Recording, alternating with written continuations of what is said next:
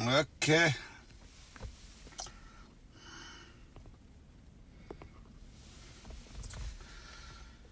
Akkam jirtan nagaa fayyaadhaa'ee warri seentan sheer walii godhaa walii dabarsaadha. Wanta kan dubbachuu barbaada. Waa'ee labsii yeroo hatattamaa Itoophiyaan labsite. Labsiin yeroo hatattamaa tan Itoophiyaan labsite miidhaa fi bu'aa isiin qabduun xiqqoo dubbachuu barbaada. Dura fakkeenya Awurooppaadhaa fi biyyoottan Westiidhaa kanaan fudha. Amerikaan yeroo hatattamaa labsitee namni dalagaa dhaabaadhaa mana keessaniin bahinaa hogguu ja'an nama mana taa'u kanaaf waan nyaatu, waan dhugu, waan jireenyaaf isa barbaachisu kiraa manaa irraa dhaabdee warra morgeeja qabus irraa dhaabdee inshuraansii akkan kafalle gooteeti ummata kana dandeessee hayyee manaan bahinaa nu isin danda'a khasaaraa isin rageessee kiraan kafaltan waan nyaattan maallaqa isiniif goonaa jetteetiin labsii yeroo hatattamaa namuu kabanaa gadi hin baane eeyti. Well, biyya teenyatti hogguu dhufne Abiy Ahmed labsii yeroo hatattamaati labsa. Ummanni Itoophiyaadhaa akkamitti jiraata? Keessaa ummanni Oromoodhaa akkamitti jiraata? Jireenyi isaa guyyarraa gabbahee dalagateeti ilmaanitti galgala wayiin gala. Ka ooyiruu qabu ooyirurraa oomisha magaalaa baasee gurguree ilmaanii waan nyaatu bitee manatti hin gala. Obleen kiyya. Mootummaan biltsiginnaadhaa yookaan mootummaan Abiy Ahmed hogganu dhukkuba kana duratti ho'iwaacha ture. Duratti ho'iwaannee osoo dhukkubni Itoophiyaan seeniin filaayitii karaa Chaayinaa gootu dhaabii bittituun biyya miskiinaa ummanni kun dandamachuu hin danda'u. Dhukkuba kana akka biyya hin galcheenneeti itti iyyaa ture. Itti ho'iwaacha ture. Haga dhukkubni Finfinnee seenee ammas hogguu Finfinnee seenu Finfinneetti dhaabuu waan dandamuuf transportationii Finfinnee irraa bahee karaa baadiyyaadhaa karaa kutaalee deemu achuma dhaabii dhukkuba achi qabuun ni danda'ama akka baadiyyaan seenne akka magaalaa xiqqoon seenne jenneeti ho'iwaachaa ture hin dhageenye they never listened. Amma eega dhukkubni baadiyyaa hunda wal gahe magaalaa xixiqqoo hunda wal gahe akka biyya Westiidhatti akka biyya ummata ifii nyaachisuu dandeessuu labsii yeroo hatattamaa namuu manaan bahinaa mana galaa hogguu jiru ummanni Itoophiyaadhaa maybe around 10% warra kadhaan jiraatu karaa gubbaa deemee kadhatee ilmaan ifitti wayin galu. Harki 70 ol warra deemee guyyarraa dalagatee galgala wayin galatu. Qotee bulaan keenyalleen oomishu dhaqeeti waan nyaadhamutti jijjiirratee galaa jechuudha. Fakkeenyaaf warri jimaa oomishu, warri buna oomishu, warri dinnichaa oomishu, warri kuduraa oomishu magaalaa baaseeti midhaan jijjiiree ilmaan ittiin gala. Amma wanni deemutti jira Itoophiyaa keessa namoonni akka carraaqqatee galu ijoolleen magaalaa keessa hammaala guurtee yookaan nama waliif fiddee waa namaa gurgurtee jiraattu hundinuu ammaan tana harki qabameeti karaa ittiin carraaqqattu dhabdee koronaa vaayirasii biraatu manaa eegaa jechuudha. Korona baqannaa koronatti galaadha amma Itoophiyaadhaa fi kaansiidhaa mana galaa manaan bahinaan sun koronaa alaa baqadhaa koronaa manaatiin dhumaadhaa jechuurraa addaa miti. Duuti beela namni tokko beelaan duun hedduu hamaadha. Biyya kanatti silaa mootummallee nun gargaarre yeroo hanga tokko namni waan dalagatee qabuun survive ta'uu danda'a. Waan dalagatee qabuun yoo istoorri banaan jiraate survive ta'uu danda'a biyya kanatti. Garuu namni Itoophiyaadhaa dalagatee ol kaayyachaadhaa namni meeqaatu baankiidhaa maallaqa qaba. Namni meeqaatu baatii takkaaf osoo hojjenne survive ta'uu danda'a. Tujjaara Itoophiyaadhaa. Hangam takkaatu amat tokkoof osoo wayitiraa jabne survive ta'uu danda'a. Kasilaa bitachuu danda'uu biyya keetti maantana kasilaa bitatee maantana manatti nyaata istoor gochuu danda'uu firiijii hin jiru. Namni meeqaatu firiija qaba. Mee magaalaalee Itoophiyaa keessaa nama meeqaatu firiija nyaata baatii takkaa fuudhuuf mana keessa kaachuu danda'a. Mootummaan Itoophiyaadhaa beekaati eeydee haga ummatarra miidhaan ni geessi. Yoo ammaan tana labsii yeroo hatattamaa labsine ummanni hundaara tahaa itti yaadaniiti ummata miidhuudhaaf godhan malee labsii yeroo hatattamaa tun lubbuu ummataa dandamachiisuudhaaf tasuma itti yaadameetii miti. Silaa mootummaan ummataa yaaddu gaafa dhukkubni kun addunyaan guutuun firraa filaayittii dhaabdee warri alaa kanatti seen kiyya ka gadi hin baane jettee addunyaan tun guutuun gootu Itoophiyaan filaayittii karaa Chaayinaa deemtu dhaabdii ture silaa yaadde. Silaa ummataaf yaadde gaafa san filaayittii dhaabdi. Amma waan nama gaddisaa waliin dhage magaalaalee akka Dirree Dhawaadhaa, magaalaa akka Awwadaa, magaalaa akka Adareedhaa, magaalaa akka Ciroo keessa warra amma barandaa galuu jira. Warra guyyarraa dalagatee mana galu osoo hin ta'in warra barandaa galu. Warra gabbee nama gargaaree waan nyaatu dalagatee achuu barandaa rafuu jira.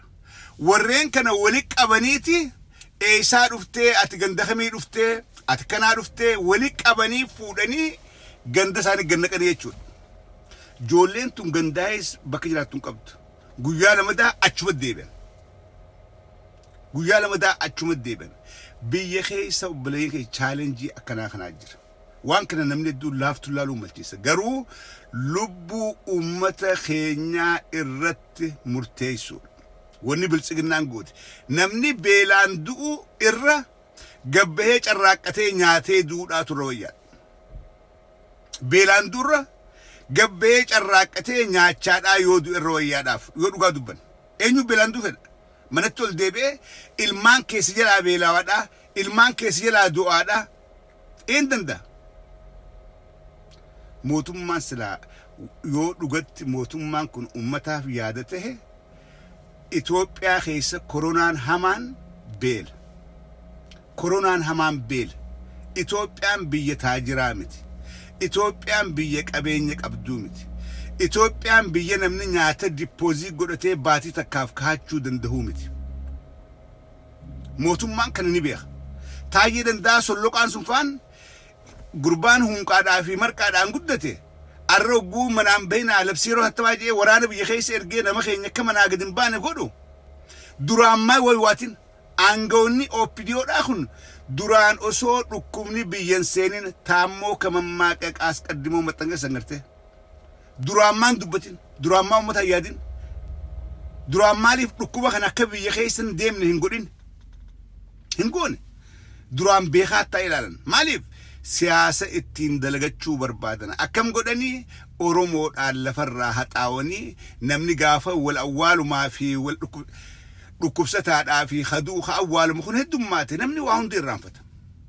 Kana keessa biltsiginnaan siyaasaadhaan dalagachuudhaaf jecha ummata keenya guutuu du'aaf kennitee jechuu harkas beeka. Waan laaftu laayina. Siyaasaa dalagachuudhaaf jecha ummata keenya guutuu du'aaf achi laattee kennitee jechuudha. Dhugaan jirtu kana. Du'aaf mootummaan tee du'aaf sin kennitu. Istaayila warra westiidhaa jala deeman. Warri westii bar duraanis osoo dhukkubni seenin firraa eegaadhaa, firraa ittisaadhaa, bakkatti qabaadhaa, nama qabameef wal'aansa godhaadhaa, ka du'e awwaalaadhaati. Arraan tana dubbiin harkaa baanaan namuu manaan beeynaa mana taa'a. Waan dalaydanii harkattan nuu isinii kenna. Namni kiraa manaa fidaa je'ee isin gaafatu hin jiru. Namni biila silkiidhaa kafalaa je'ee isin gaafatu hin jiru.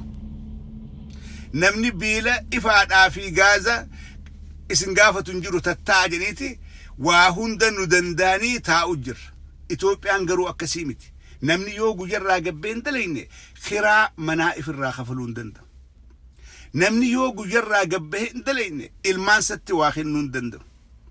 Namni yoo guyyarraa gabbahee hin dalayne beelaan dhumu.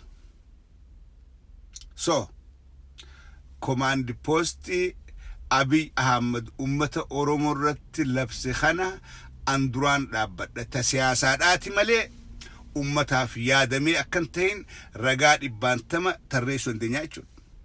Ummataaf yaadameetii miti. Command postiin biltsiginnaa labsite ummataaf yaaddee osoo hin ta'in siyaasaan hojjechuudhaaf. Siyaasaan dalagachuudhaaf. Kanaafuu ummata keenya beelaan fixuudhaaf deeman. qoonqoodhaan fixuudhaaf deeman. Namni osoo arkuu osoo laaluu beelaan agabuudhaan ilmoon siyatti duudhaa achi wanni hadhoytuun hin jirtu. Arran hundinuu Oromiyaa ni beeyna. Biyya Oromoodhaa namni Oromoodhaa jireenya akkam jiraataa qabaataan silaa achi jiruhu jireenya akkam jiraata. Qabaataan Oromoodhaa irra Itoophiyaa keessatti jireenya akkam jiraata. So namoonni waan kana gartee akka positiivitti fudhattanii akka waan gaarii biltsiginnaan goote fudhattanii dhaadheessitan lakki waan gaarii miti. Waan gaarii hojjechuun kalee isin dabarte.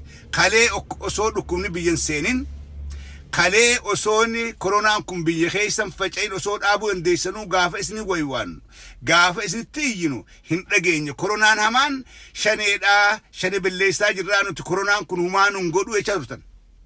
Kalee gaafa isinitti waywaannu lakkii nuti bar dawaa koronaatu arkannee jettaniiti ummata sobaadhaa turtanii jechuudha. Biltsiginnaan akka ummanni gartee waan laaftu laalu akka ummanni guddisee laalleef lakkii nuti bar dawaa koronaa ni qabnaa huuyi huwaa takkillee rakkoon qabu arkannee jirra. Dubbii kijibaa tiin ummata sobdanii akka ummanni if dagatu akka ummanni wal keessa deemee waliin gaddaafu gootanii kalee arraan tana komaandi poostii በህዝብ ላይ ማሾፍ ካልሆነ በስተቀር ህዝቡን ለመርዳት በምንም አይነት ኡመተ ገርጋሩ ዳፊ ምት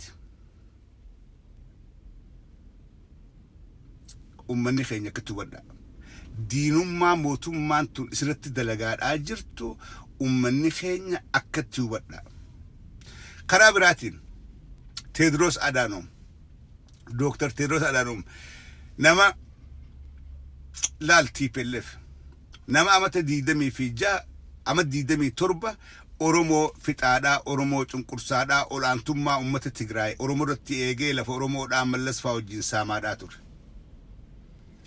Akka teettuu dhaqee WHO'tti filameeti heedii ta'e. Arra siistama TPLF keessa bareessanii dhoysaa hijiba hattummaa achi bareessanii addunyaa irratti rabbiin isa saaxile. Kuni dhugaa Oromoodhaa bee haqa Oromoodhaatu iyyee lallabee bee dhiiga Oromoodhaa lafee Oromoodhaa tan inni awwaaleetu arraan tana lafa keessaa iyyee Tiraamp faan isatti afaan deebanii arra inni yakkamuudhaaf deema fannifamuudhaaf deema. Warreen isa deeggartaniis ani si ajaa'iba. Nama TPLF deeggaru nama Oromoodhaa kan Tedros Adhanom deeggaree lakkii tuqamuun qabu gurraacha. WHO isaatu hoogganaa yeroo duraatiif nama Itoophiyaatii maqanu godhee nama isa deeggaru anniin ajaa'ibtu. Nama Tedros Adhanom TPLF kalee Oromoo kumaantamaan du'a julmaa meeqaa jira? Awwaala julmaadhaa Oromiyaa keessa meeqaa jira? Namni isa deeggaru salphina. Diina Oromoodhaati haqa Oromoodhaatu sadarkaa addunyaatti ol baasee addunyaa gubbatti qaaneessaadhaa jira. Arra addunyaan ragaan itti dhiyeessu jiran namni kun miseensa TPLF ture. TPLF jaarmee amata 27 ummata isaa gabroomsaadhaa ummata isaa beelessaadhaa ummata isaa dhukkubaaf kennaadhaa ture. Duraanuu nama kana bakka kana kaa'uun dogoggoraa ja'aniiti addunyaan keezii irra qopheessaadhaa jiran Ameerikaadhaa fi Awurooppaan. Nama kana yoo arre nuti akkamitti deeggarra Oromoon rakkoon Oromoon qabdu guddoon tokko kana. Oromoon dafteeti ijaa irraanfatte. Oromoon waan xiqqoof gammaddii waan xiqqoodhaaf gaddina. Hijaa kaleedhaa irraanfachuu hin qabnu. Hijaa TPLF nu goote irraanfannee arraan tana Tedros Adhanom deeggarra. Really? Tedros Adhanom yakkaaf dhiyaachuu qaba. Ajjeechaa addunyaarra taate tana hundaaf itti gaafatamaan isa. Dhukkubni koronaadhaa namarraa namatti hin dabruu bineensarraa namatti dabraa jeete addunyaa kijiba taakka jedhe. Dhukkubni koronaadhaa hafuuraan hin dabruu wal tuqan malee jee deebi'ee maasii kijibe. Dhukkuba koronaadhaa Chaayinaan dhuunfattee jirti qabdee jirti waa takka illee biyya biraan dhaquu jeete addunyaa kijibe. Amma deebi'eeti waan funyaanii kana kaachuun face mask kana haachuun hin barbaachisu waan qilleensaaf hin dabarree jeeti addunyaa doggorsee nam meeqaantam qabame ammaas irra deebi'eeti inumaa huguu gabbaatan waan fuulaa kana haatan malee gadin beenaa je'e dhumaatii haga ammaan tanaa addunyaarra taate guutuudhaaf itti gaafatamaan Tedros Adhanom, the head of World Health Organization. He will be responsible. He will be responsible. Namni khana deeggartan maraatu qabdan. TPLF diina keenya. Tedros Adhanom akkuma arra addunyaa dogoggorsee kumaantamaan fixe kanatti ilmaan Oromoodhaa kan addunyaan hin dhageen ka sagaleen qabne ama 27 TPLF wajjin fixaadhaa ture kanan dagatina. Dhiiga nama keenyaa gubbaa dhaabbateeti arra sadarkaa addunyatti ka isa saaxile haqa Oromoodhaati. Haqa hiyyeessa keenya ka boolla takkatti dhibbaantamaan awwaalameetu Tedros Adhanom addunyaarratti saaxilee isa dhaabaadhaa jira.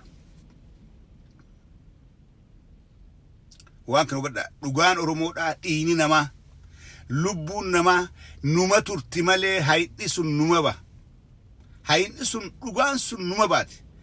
Arra gaafa dhugaan teessan baatu gaafa addunyaan ragaa isinii bayaadhaa jirtu lakki nuti Tedrosii wajjin dhaabbanna Tedros nama haqa qabu gurraacha nutis gurraacha we are black so we have to support him. Who? Kale inni maaliif gurraacha nuufi ummanni Oromoodhaa garaagarummaan qabnu nuufi ummanni Oromoodhaa tokko jee maaliif xiqqollee nuuf hin hilin. Sigalee osoon beekne diina keen deeggarin. Sadaffaadha. Biyya Arabaa ijoolleen jiraattan ijoolleen teenyatan biyya Arabaa jiraattan keessaahuu Su'uudii jiraattan.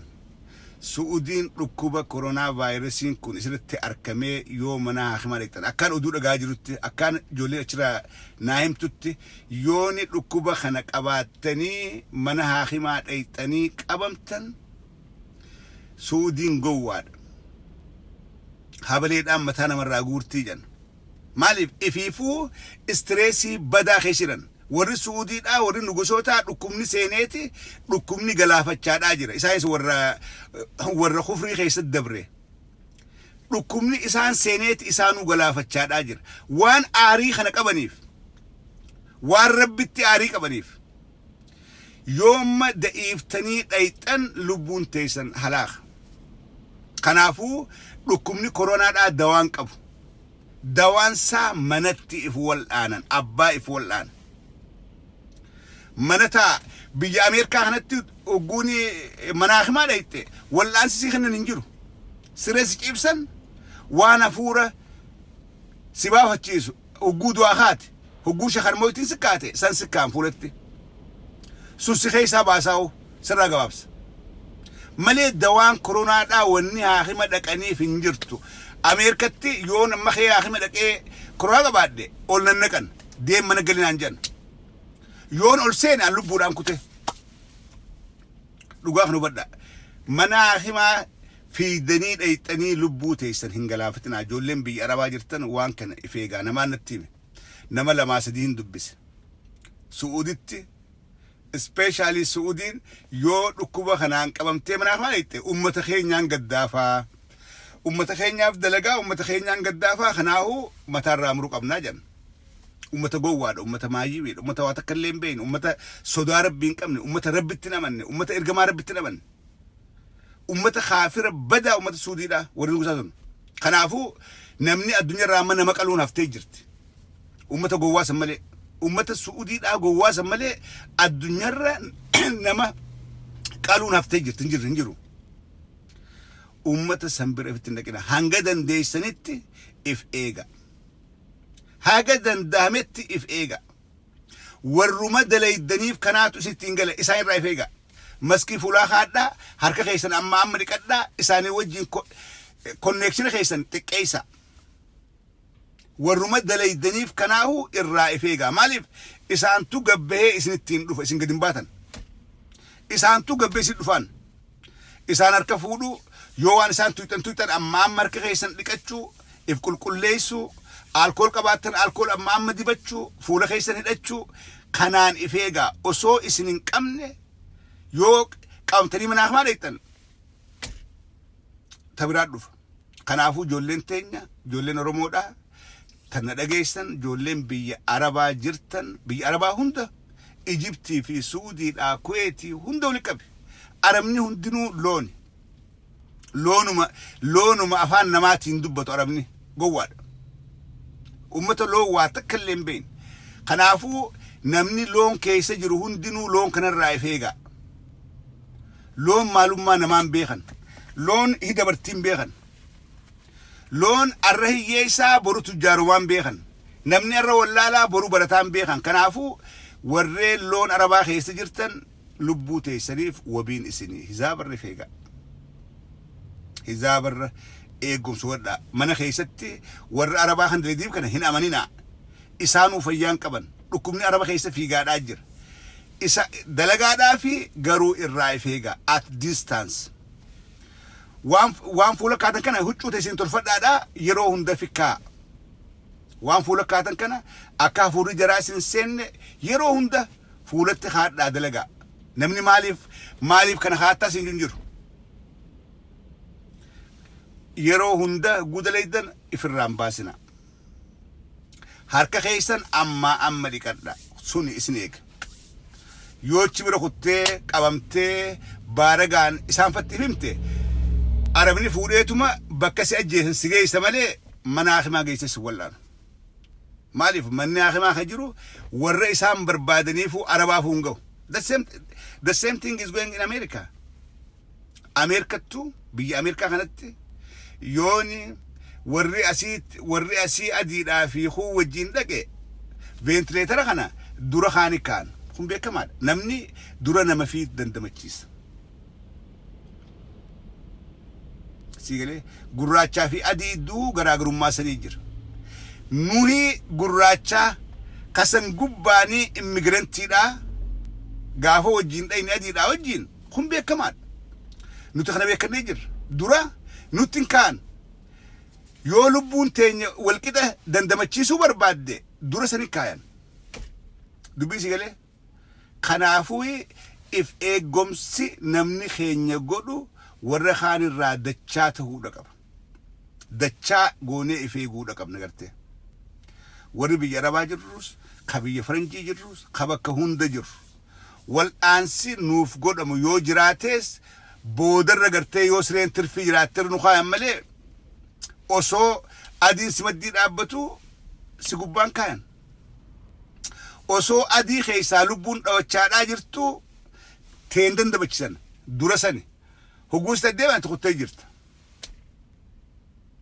kanaafuu if eegomsa dachaa goonee godhachuu qabnaa tanaaf mana gallee dalagaa dhiifnee harka bareetaa hojjirra haga fi beekuun gaariidha ijoolleen biyya Arabaa jirtan hizaabar dachaadhaan think about yourself think about your life blinky lubbuu teessan wani lubbuu teessan gaan jirtu yoo arra jiraatte boru hojjetta yoo arra jiraatte boru waan dalaydeehu nyaachuu dandeessa waan dalagattee lafaa qabdu yoo lubbuudhaan jiraatte nyaachuu dandeessa osoo maallaqaa fiidanu osoo hin dalagadheettanu lubbuun teessan qilleensa gubbattaftee ablee Araba gowwaa kanatti hin galina